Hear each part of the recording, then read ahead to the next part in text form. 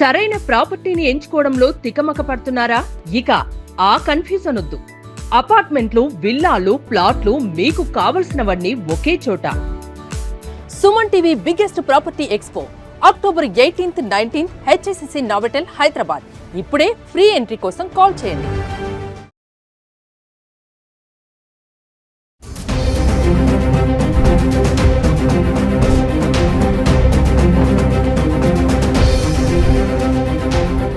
నమస్తే, welcome back to Suman TV. Present మనతో పాటు ఉన్నారు TEDx speaker, legendary award winner in real estate, realtor oxygen founder and CEO doctor Nandi Rameshwar Rao గారు.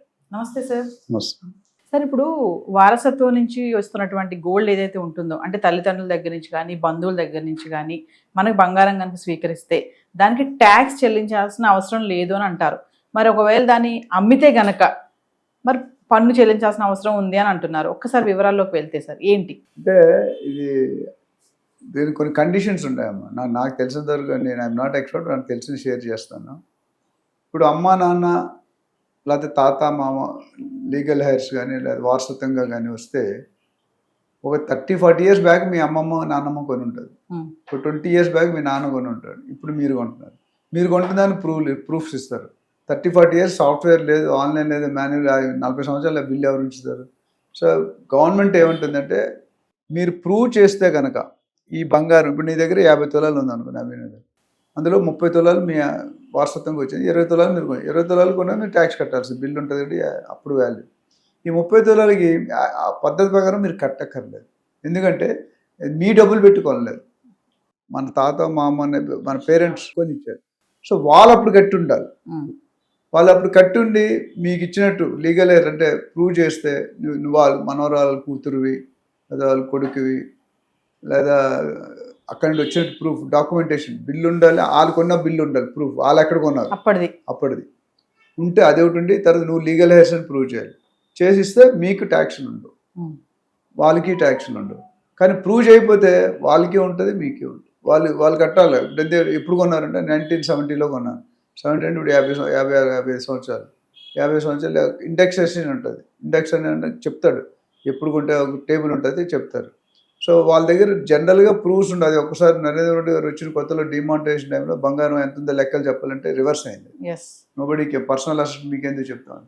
ఇప్పుడు మా గ్రాండ్ మదర్ వాళ్ళు ఉన్నప్పుడు నేను చూశాను, బంగారంతో ఆడుకునేవారు అంటారు. రాళ్ళు ఉంటే 5 stones ఇలా వేస్తారు కదా, బంగారం ముద్దలతో ఆడుకునేవారు మా అత్తలు వీళ్ళందరూ. సో అప్పుడు 1 తులాలంటే నథింగ్, తులం 10 రూపాయలు 20 రూపాయలు ఉండేది 1 తులాలంటే. సో వాళ్ళకి అక్కడ బిల్లులు ఏముంటాయి, ఉండొచ్చు, చిన్న చిట్టి ఇస్తారు. ఇప్పుడంటే కంప్యూటర్లో సాఫ్ట్వేర్ వెళ్తే 10 సంవత్సరాలు వస్తుంది, అక్కడేం రాదు. అదొక ఛాలెంజ్ ఉంది. సో ప్రూవ్ చేసే లేదా ఒక అఫిడవిట్ తీసుకోవాలి, దాన్ని లాయర్తోనే ఎవరితో అటార్నీతో సర్టిఫై చేయించాలి. సో మీరు వాళ్ళ ఫ్యామిలీ బంధువులు అంటే కూతురు కొడుకు అలా చెప్పాలి, ప్రూవ్ చేసుకోవాలి, మీ ఐడెంటిటీ ఉండాలి, గోల్డ్ కొనేట ప్రూఫ్ ఉండాలి. సో ఇవన్నీ ఉంటే మీకు ట్యాక్స్ పడదు. లేదు అవన్నీ లేవు అంటే వాళ్ళకి ట్యాక్స్ పడుతుంది. మీరు ఇంకో విసులుబాటు ఏమి ఇచ్చారంటే, వీళ్ళు ప్రూవ్ చేసిన తర్వాత సపోజ్ మీరు అమ్మేరు ఆ పాత బంగారాన్ని 10 సంవత్సరాలు 20 సంవత్సరాలతో అమ్మారు. సో ఇప్పుడు మన ఇల్లు కొనుక్కున్నాడు, ఇవాళ కొనుక్కున్నాం అనుకోండి, ఇల్లు 1 కోటి రూపాయలు, ఎప్పుడు 10 years బ్యాక్, అది 20 years back. 20 years back 1 crore అంటే ఇప్పుడు ఎంత అవుతుంది? సో 10 crores ఎంత అవ్వచ్చు, 8 to 10 crores మీరు 10 crores మీద ఎంత డిఫరెన్స్ అంటే, మీరు 1 crore పెట్టారు, 9 crores ఎక్స్ట్రా వచ్చింది. ఈ 9 crores ఇండెక్స్ పాయింట్లు వేసి దాని మీద ట్యాక్స్ క్యాలిక్యులేట్ చేస్తారు. అయితే విసులుబాటు ఎందుకన్నానంటే, వీళ్ళు కనుక మళ్ళీ రీఇన్వెస్ట్ దాన్ని గోల్డ్ మీద వచ్చిన డబ్బుల్ని రీఇన్వెస్ట్ చేస్తే 2 yearsలో ప్రాపర్టీ గోల్డ్ కొన్నట్టు, లేదా రియల్ ఎస్టేట్ ఒక ఇల్లు ఉన్న వాళ్ళు అంటే ఒక ఇల్లు లేని వాళ్ళకి ఫస్ట్ టైం ఇల్లు కొనుక్కుంటే వాళ్ళు ఇల్లు కొనుక్కున్నా గోల్డ్ కొనుక్కున్నా మళ్ళీ ఆ ట్యాక్స్ అనేది వేవ్ అవుతుంది. 2 yearsలో ఐటమ్ కొనాలి, ఇల్లు అయితే 3 yearsలో కట్టాలి. ఈ 2 కండిషన్ ఉంటే మీకు ట్యాక్స్ పడుతుంది, ఎందుకంటే క్యాపిటల్ గెయిన్స్ అనేది అడ్జస్ట్ అయిపోతుంది. ఇది ఒక మంచి పద్ధతి. సో అందుకనే ఇప్పుడు ఎవరు కొనుక్కున్నా గోల్డ్, సిల్వర్, కారు, ఇవన్నీ మొబైల్ బిల్స్ ఉండాలి. లేకపోతే రోడ్డు మీద స్మగ్లింగ్ వాళ్ళు అమ్ముతుంటారు. ఇప్పుడు బయట నుంచి ఐఫోన్ 1,00,000 రూపాయలు అంటే వీడు 30,000కి ఇస్తానంటాడు. ఎలా వస్తుంది? అయితే సెకండ్స్ అయ్యి ఉండాలి, లేకపోతే దొంగతనంగా తీసుకొని ఉండాలి, లేదా ఓల్డ్ ఫోన్స్ కోటింగ్ చేసి ఉండాలి.